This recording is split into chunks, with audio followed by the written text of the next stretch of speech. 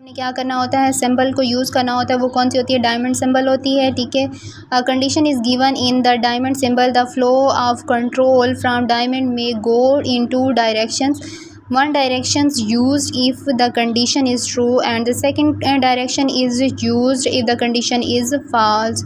Means कि यहाँ पर हमने दो कंडीशंस देखनी है। अगर हम कहते हैं कि हमारे पास कंडीशन ट्रू है तो हम इस साइड पे चले जाएंगे। ठीक है, तो हमारे पास कंडीशन ट्रू हो जाएगी। अगर हमारे पास कंडीशन फाल्स होती है तो यहाँ पे हमारा क्या हो जाएगा, टर्मिनेट हो जाएगा। ठीक है, अगर ट्रू हो जाती है तो वो बार बार क्या होती रहेगी, हमारी एग्जीक्यूशन का प्रोसेस जो है वो चलता रहेगा।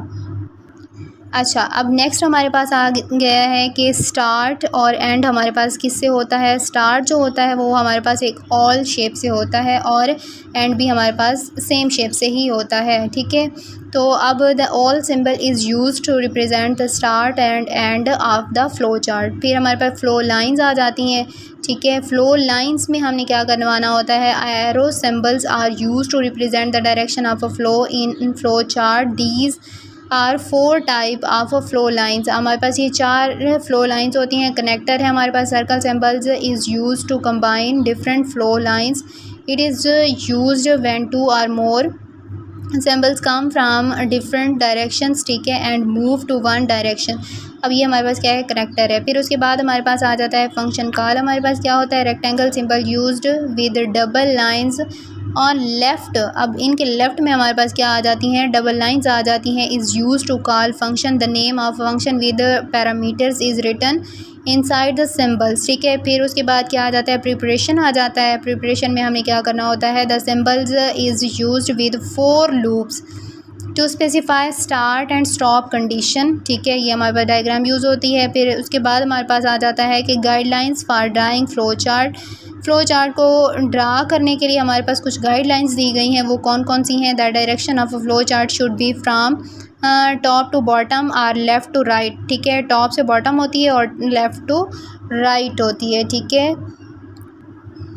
अच्छा, नेक्स्ट हमारे पास आ जाता है the flow chart should start with start symbols. ठीक है, एंड विद एंड सिंबल्स। ठीक है, द इंसर्शन ऑफ फ्लो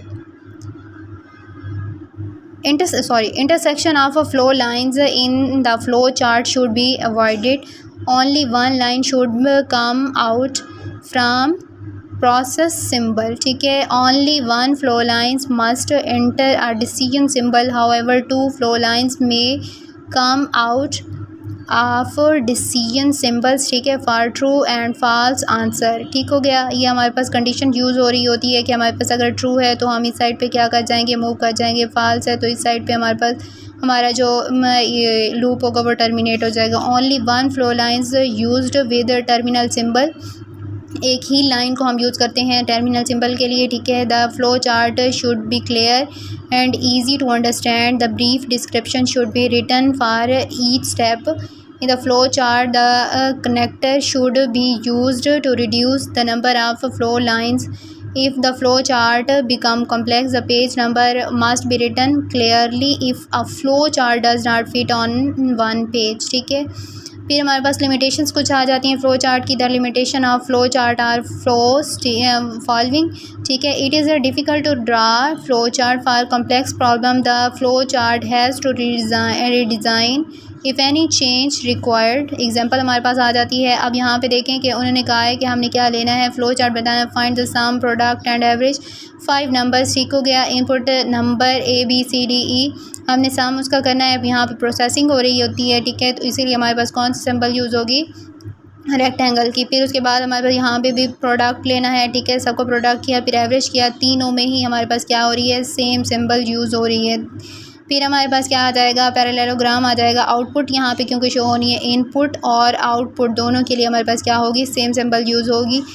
तो यहाँ पे हमारे पास एंड के लिए क्या है, ऑल शेप। स्टार्ट के लिए भी और एंड के लिए भी क्या हो जाएगी, ऑल शेप यूज़ हो जाएगी। ये हमारे पास एक एग्जांपल थी लिमिटेशंस ऑफ फ्लो चार्ट की, और हमने उन डायग्राम्स को जिनको हमने पीछे सिंबल्स को पढ़ा है उनको यहाँ पे एग्जीक्यूट किया है। आई होप आपको समझ आई होगी।